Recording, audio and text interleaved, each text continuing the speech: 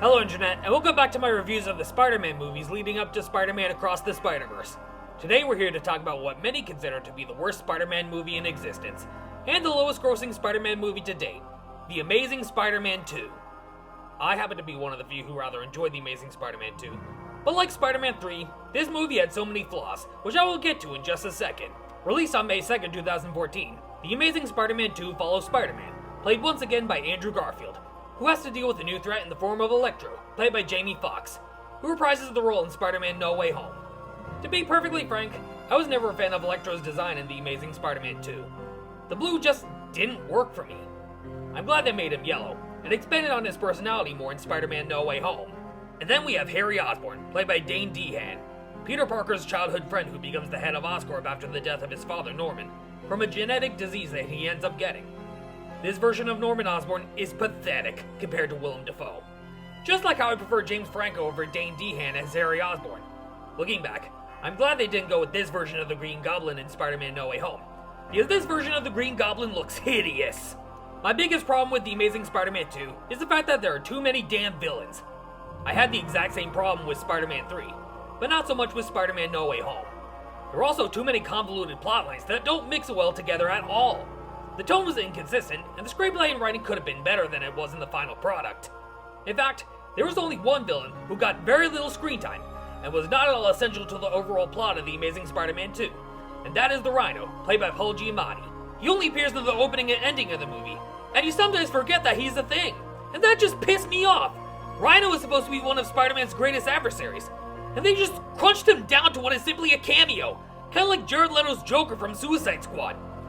That's one of the reasons Suicide Squad is one of my least favorite DC movies in existence, next to Batman and Robin, Green Lantern, Superman 4: The Quest for Peace, which I've never seen but refuse to watch, and Joss Whedon's Justice League. The Amazing Spider-Man 2 was a box office bomb due to the mixed reception, so all future installments were cancelled, and it was rebooted once again to incorporate Spider-Man into the MCU, and that is when Tom Holland took over as Spider-Man. The movie starts off with a pointless plotline involving Peter's parents, whose plane gets hijacked by an assassin who wants access to Richard's files. So as the plane crashes, he successfully manages to upload the files to a safe house that Peter discovers towards the end of the movie. We cut to the present with Spider-Man fighting crime in a new and improved suit that is quite possibly one of the best Spider-Man suits ever seen on screen. He fights off the Rhino, whose real name is something I can never pronounce for the life of me. He doesn't suit up as the Rhino until the very end of the movie, but he's driving a truck that's carrying a bunch of dangerous chemicals, and Spider-Man even saves the life of Max Dillon, who would eventually become Electro. And he tells him that he's not a nobody, that he's Spider-Man's eyes and ears, something that makes his not-so-great life special. At the same time, Peter's high school graduation is taking place, and he's running late due to his Spider-Man shenanigans. Gwen is the valedictorian, and she gives a speech to the entire class about how life is valuable because it doesn't last forever. And one thing I found incredibly cheeky is how Spider-Man is whistling his own theme song while pulling down Rhino's pants and having him tied up with webs. I'll take that. That's not yours. Huh? This is not it, Spider! That's just like having Sonic the Hedgehog whistling the Green Hill Zone theme while taking on Dr. Eggman.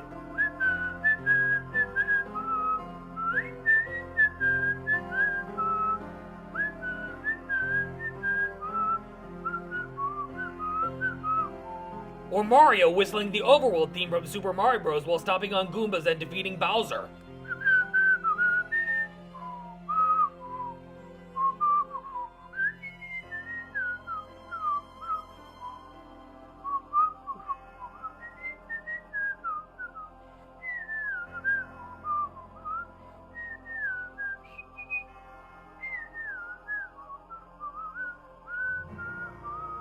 I am a bit of a show-off when it comes to whistling, and I think there are a few people out there who can agree with me.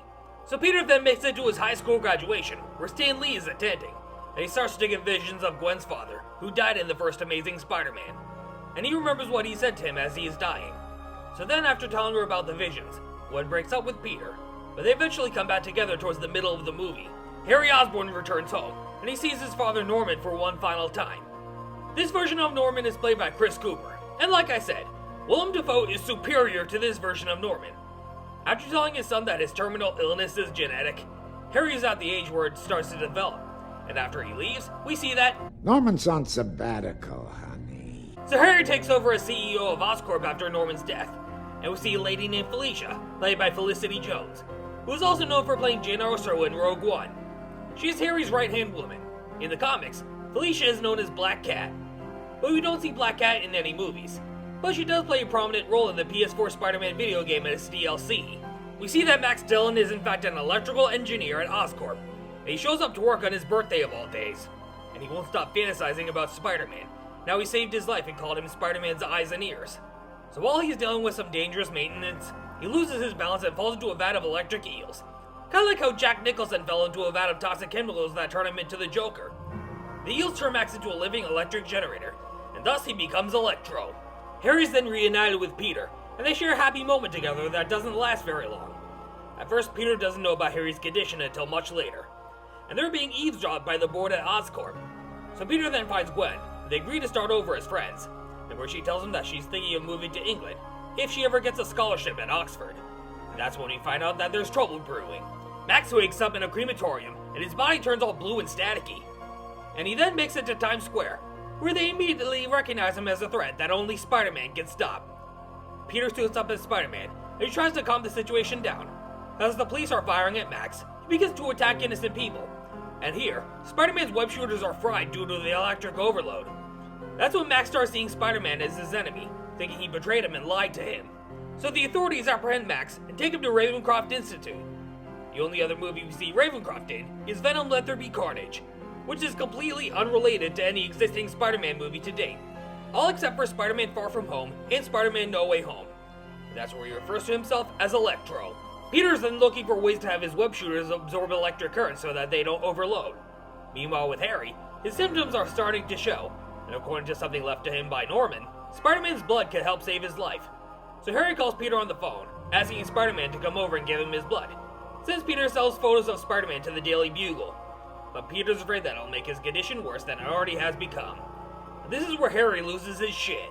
Meanwhile with Peter and Aunt May, she sees that Peter has been doing a bunch of research on Oscorp and more on his father, but then she tells him a heartbreaking truth about his father, turning a little boy's world upside down with no explanation. After their funeral of his parents, two government men showed up at Aunt May's doorstep claiming that Richard betrayed Oscorp with important research that people would have paid a lot for. Like I said, too many plot lines converging into one convoluted movie. Like seriously, pick a storyline and don't shoehorn them all into one movie! The vice president of Oscorp then removes Harry as CEO after he covered up Max's accident that turned him into Electro. So he then forms an alliance with Electro and breaks him out of Ravencroft to get back into Oscorp, find a way to save his life with or without Spider-Man's blood. So he and Electro storm the building. They ask the fairy godmother that it's time to grant him a wish, saying he wants into special projects. Electro then puts the vice president under cardiac arrest, and Harry just cheekily whistles the Jeopardy theme for no fucking reason.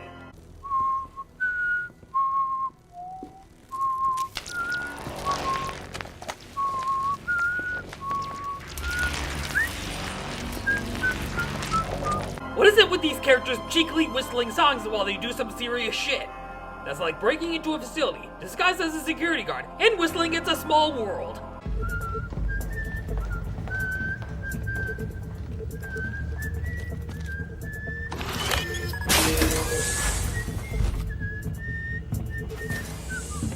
Well, shit biscuit. Time to get back to reviewing The Amazing Spider-Man 2!